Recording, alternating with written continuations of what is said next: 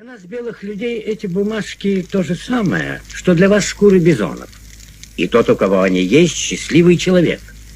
Ведь на них можно купить все, что угодно. На эти бумажки? Да.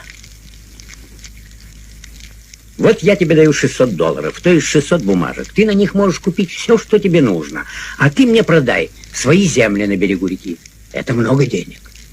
Ты будешь самым богатым вождем краснокожих.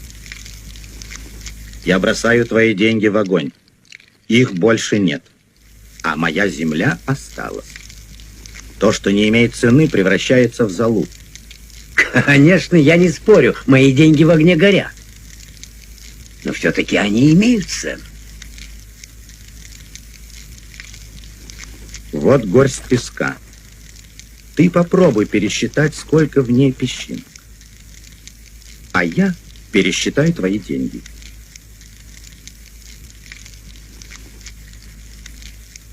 Ты смеешься. Мне и жизни не хватит, чтобы пересчитать. Но ведь это ничего не доказывает.